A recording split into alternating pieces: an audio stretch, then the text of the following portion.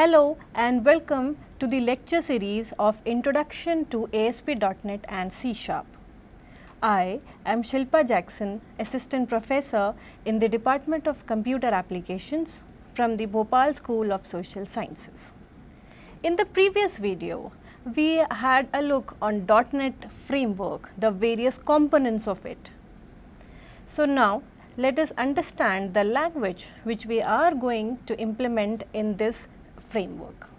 So in this video, we will see these many topics: the introduction to C# language, the development environment used in .NET, the basic C# syntax along with a simple program in C#, the different variables and data types used in C#, the operators and expressions, and at last we will see the control flow statements used in this language. So let us begin with the video. First, let us understand the basics or we can say the history of C#. So C# was introduced by, it is a language, it is a programming language developed by Microsoft in 2000 for building a variety of applications. The major applications of C# involves Windows desktop applications, web services, gaming, mobile apps and many more. Especially the games which are designed nowadays, the language which is used in gaming is C# language. It is a modern object-oriented programming language which is developed by Microsoft in the year 2000 for building these applications. It is a part of .NET framework. Now, let us see why should we learn C#, what is the importance of it. So, the first point is it provides a cross-platform compatibility. That means the code which we do using C# can be implemented in any platform, any operating system, be it Windows, Mac OS or Linux. The second point is it is a powerful language feature. It provides a powerful language features like lambda expression, link, async wait and many more. Third is it has a large developer community and ecosystem because it provides a vast ecosystem of libraries, tools and a large community of developers. The last point is it is a versatile language. That means it can be used in various types of applications. As I mentioned before, the applications include desktop applications, web applications, mobile applications, games and cloud services. Now let us see how to set up this development environment. So three important components we need to remember. The first is Visual Studio, the Community, Professional and Enterprise Edition. This is the IDE, that is Integrated Development Environment provided for .NET development. It includes the code editor, debugger and other tools for building, testing and deploying these many applications. So Visual Studio is the IDE for .NET applications. The second is the software, that is the Visual Studio Code. It is a lightweight cross-platform alternative.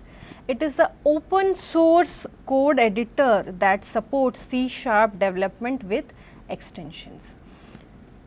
The last one is .NET Core SDK, that is the software development kit which is provided for .NET Core applications. Now, how to create a simple application using .NET? What are the steps which we can implement in Visual Studio Code? So, the step includes start the Visual Studio Code, go to the File menu. After File menu, click on New Project. In New Project, you will get multiple options. You have to select Console Application. So a console application typically includes a program.cs file which contains the entry point of the application. The code in C# includes the main method. The main method is the starting point of execution for all C# console applications. So whatever code we need to write, we have to write inside the main method. This is the first method which will be executed in your entire program. Now let us see the basic C# syntax with a small program. So every statement in C# is terminated with a semicolon. Without semicolon, the statement will not be executed. Then each code blocks are placed inside the curly braces. So curly braces indicates a particular block and it contains multiple lines inside it. Also, C# is a case sensitive language, hence we need to be very careful while doing the programming, especially in case of variable names. Next, we can also add comments to our C# program. It can be a single line comment or a multi-line comment. Single line comments are denoted by double backslash and multi-line comments are indicated by a backslash and a asterisk. And for closing the comments, we need to place a asterisk and a backslash. So let us understand the statements in the given code. The first statement is using system. So the using system statement are used to include the namespaces, that is the code libraries. The second statement is namespace and the name of the namespace. It is a way to organize code and avoid naming conflicts. The third statement is class and class name. So class name is the blueprint for creating the objects. We will understand about this class and objects when we study about the object oriented programming concepts.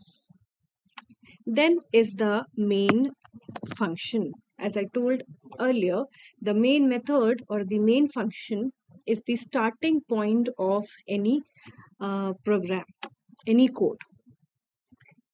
Then inside the main method, you can see the statements are written inside the curly brackets. So the statement written inside the curly bracket is console.writeLine. WriteLine method is used to display the text, that is to display the output text in the console. Now let us understand how variables and constants are used in C# language. So what is a variable? Variable is used to store data values and constants are the immutable values whose values do not change every time. So here you can see in the code how we have used variables and constant. In the first code, int x equal to 10, where x is a variable whose value can change in the entire program. In the second statement, we have included a keyword pi. So the value of this is always fixed, that is 3.14. Hence, this is placed under constants and not in variable. Now, what are the data types of these variables? The various data types in C# language are integers. For integers, we use int, long, short, byte based on the size of the variable. And then for floating point numbers, that is for decimals, we can use the data types like float, double and decimal. For Boolean variables whose values are reflected as true or false, we can use the data type bool. For characters, that is for single alphabets, we can use char data type. And if it is a combination of characters, we can use string data type. On the screen, you can see the example how these data types and variables are written in a C# programming language. The first one is the integer. So, for example, we have to declare a variable for age. We can write int age equal to 25. This is how a variable is declared. Then, for floating point, you can use float, double, or decimal. For Boolean, that is for the values true and false, you can use bool data type. For a single character, we can use char data type, and for multiple characters, we can use string. Now, how operators and expressions are used in C# language. So, the different operators which we can include in our C# programs are arithmetic operators like plus, minus, division, and the modulus. Then we can include assignment operator like equal to, plus equal to, minus equal to, and then we can use comparison operator, that is greater than, less than, greater than, equal to, less than, equal to, and so on. Then at last we can use logical operators like and, or, not, and other logical operators. So these are the different operators which we can use in C# language, and using these operators you can create expressions as well. So on the screen you can see how we have implemented few operators and how we have used them to form some expressions. So first statement, we have just used the equal sign, that is assignment operator. In second, we have used arithmetic operator. In third, we have used comparison operator, that is greater than sign. Then logical operator, we have used and operator here. So this is how you can generate expressions using various operators in C#.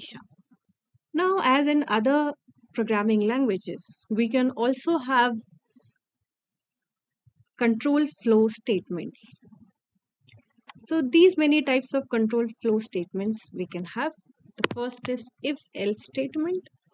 The if-else statement is used to execute different code blocks based on the Boolean condition. Based on a Boolean condition.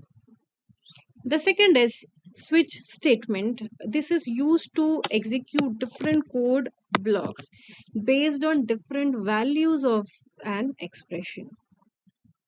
Then talking about loops, we can have four main loops in C#: for, while, do while, and for each. Then last type of statement is break and continue. The break statement is used to exit a loop or a switch statement. The continue statement is used to skip the current iteration of a loop and to continue to the next one. So that is all for this video. In the next video, we'll discuss about the object-oriented programming concepts in C# language. Thank you.